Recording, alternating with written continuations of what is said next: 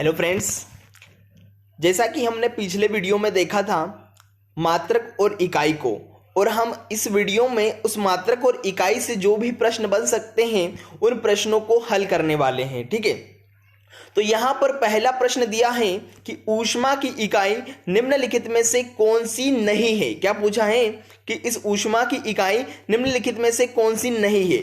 तो हम यहाँ पर देख रहे हैं सेल्सियस को, अर्ग को, कैलोरी को और जूल को।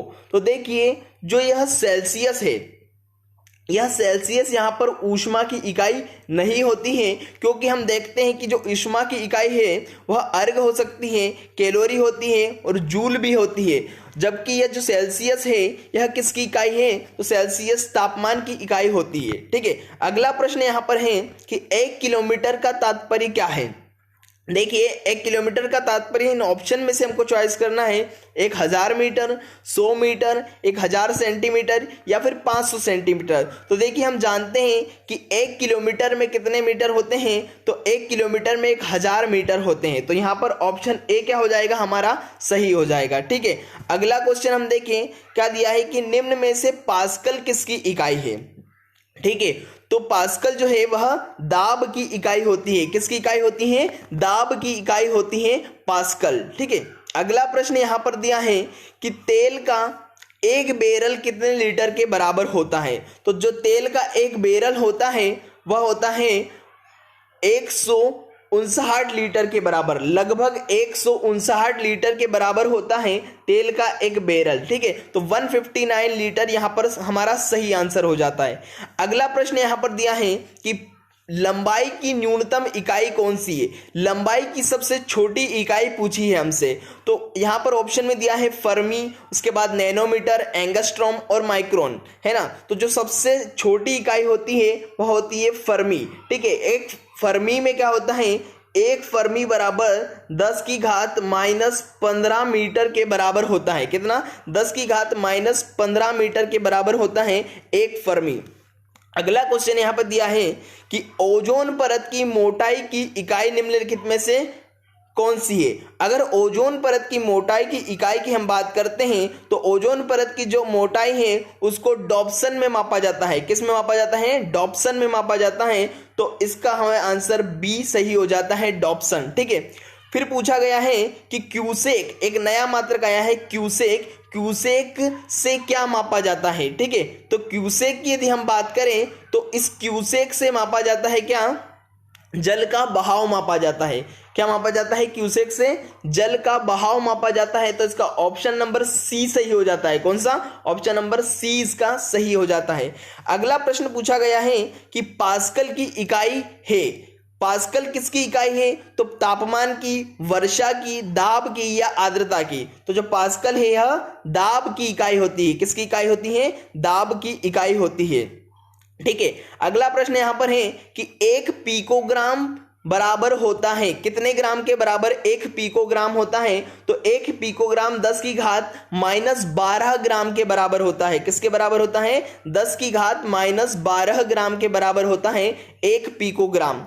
अगला प्रश्न यहां पर दिया है जूल ऊर्जा से उसी तरह से संबंधित है जैसे पास्कल संबंधित है। ठीक है, तो जूल ऊर्जा से किस तरह से संबंधित है। देखिए हम देखते हैं कि जूल किसका मात्रक है, ऊर्जा का मात्रक है। तो पास्कल किसका मात्रक होता है, पास्कल दाब का मात्रक होता है। तो हमारा ऑप्शन ए यहां पर सही हो जाएगा। ठीक है, अगला प्रश्न यहां पर पूछा गया है और बहुत बार परीक्षा में आ चुका है प्रश्न कि जो अश्व शक्ति है, एक अश्व शक्ति में कितने वाट होते हैं।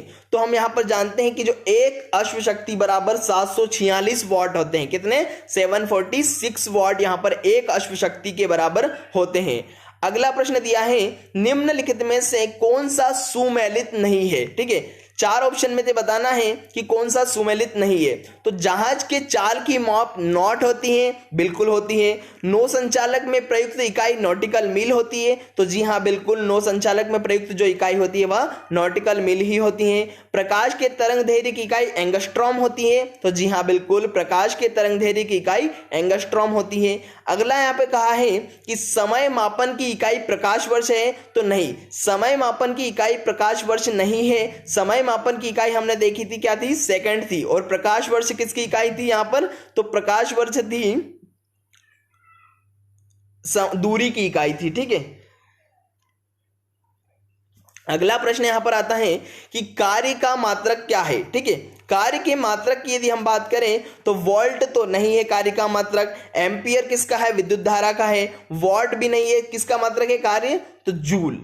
जूल कार्य का मात्रक है। यहां पर ऑप्शन नंबर डी हमारा सही हो जाता है। अगला प्रश्न दिया है यहां पर न्यूटन किसकी इकाई है? तो सभी जानते हैं न्यूटन बल की इकाई है। किसकी इकाई है? बल की इकाई है। शक्ति का मात्रक क्या है? तो शक्ति का मात्रक वाट होता है। और इसके पहले अभी हमने देखा था कि एक अश्व शक्ति बराबर कितने वाट होते हैं? तो 746 वाट होते हैं। ठीक है, अगला प्रश्न हमारा यहां पर है कि निम्न में से बल का मात्रक कौन सा है? निम्न में से बल का मात्रक कौन सा है? तो अभी हमने देखा था बल का मात्रक कौन सा है? न्यूटन है। कौन सा है? न्यूटन है। ठीक है, एक पारसेक, अगला प्रश्न, एक पारसेक कितने प्रकाश वर्ष के बराबर होता है? तो पिछले वीडियो में हमने पारसेक की चर्चा की थी और पारसेक और प्रकाश वर्ष की तुलना की थी। तब हमने देखा था कि एक पारसेक बराबर 3.26 प्रकाश वर्ष होता है। तो यहां पर लगभग आंसर दिया है कितना? 3.25 प्रकाश वर्ष। तो ऑप्शन नंबर बी हमारा क्या हो जाएगा? सही हो जाएगा। ठीक है, 18वां प्रश्न यहां पर दिया है कि पारसेक निम्नलिखित में से किसका मात्रक है? तो पारसेक किसका मात्रक है? हम जानते हैं दूरी का मात्रक होता है। अभी हाल हमने किससे? प्रकाश वर्ष से इसकी तुलना करी है। तो ऑप्शन ए सही हो जाएगा। ठीक है, अगला प्रश्न पूछा है 1 नैनोमीटर बराबर होता है। देखिए यहां पर सेंटीमीटर में पूछा गया है, ना कि मीटर में पूछा गया है। तो हम क्या करेंगे? सेंटीमीटर में देखेंगे तो 1 नैनोमीटर बराबर होता है 10⁻7 सेंटीमीटर के बराबर। किसके बराबर होता है? 10⁻⁻7 सेंटीमीटर के बराबर होता है। अगर यहां पर मीटर में पूछ लिया जाता है तो 1 नैनोमीटर 10⁻⁹ मीटर के बराबर होता है। ठीक है, अगला प्रश्न है कि एम्पियर की इकाई है। किसकी इकाई है एम्पियर? तो विद्युत धारा की इकाई है एम्पियर। ठीक है, अब आगे बढ़ते हैं और देखते हैं 21वां प्रश्न। क्या पूछा है 21वें प्रश्न में कि निम्नलिखित में समय कौन सा मात्रक नहीं है? समय का कौन सा मात्रक नहीं है? तो देखिए हम जानते हैं कि जो प्रकाश वर्ष है, यह प्रकाश वर्ष दूरी का मात्रक है, तो यह समय का मात्रक नहीं होगा। तो ऑप्शन ए हमारा क्या हो जाएगा? सही हो जाएगा। अगला प्रश्न है कैंडेला किसका मात्रक है? तो हमने देखा था किसका? ज्योति तीव्रता का मात्रक होता है कैंडेला। जब हमने 7 मूल मात्रकों को पढ़ा था तब हमने देखा था कि कैंडेला किसका मात्रक होता है? तो ज्योति तीव्रता का मात्रक होता है। अगला प्रश्न है यंग प्रत्यास्थता गुणांक का एसआई मात्रक क्या है? तो यंग प्रत्यास्थता गुणांक का एसआई मात्रक होता है न्यूटन मीटर स्क्वायर। क्या होता है? Newton metre square. ठीक है, अगला प्रश्न यहां पर दिया गया है कि किस तापमान पर फ़ारेनहाइट और सेल्सियस पैमाने का मान समान होता है? तो वह तापमान होता है -40 डिग्री। कितना होता है? -40 डिग्री होता है। तो ऑप्शन नंबर बी हमारा क्या हो जाएगा? सही हो जाएगा। 25वां प्रश्न है प्रतिरोध का मात्रक है। तो प्रतिरोध का मात्रक क्या होता है? ओम होता है प्रतिरोध का मात्रक। फिर दिया है कि विशिष्ट प्रतिरोध का मात्रक क्या है? तो विशिष्ट प्रतिरोध के मात्रक की यदि हम बात करें तो विशिष्ट प्रतिरोध का मात्रक जो है वह क्या होता है? ओम मीटर। क्या होता है? ओम मीटर होता है विशिष्ट प्रतिरोध का मात्रक। ठीक है, अगला प्रश्न देखते हैं क्यूरी किसकी इकाई है?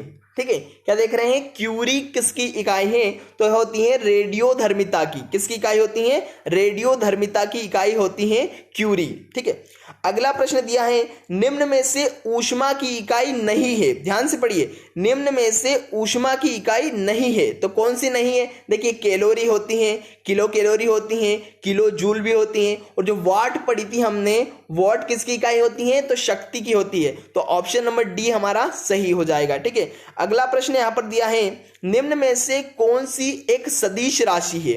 निम्न में से कौन सी एक सदिश राशि है?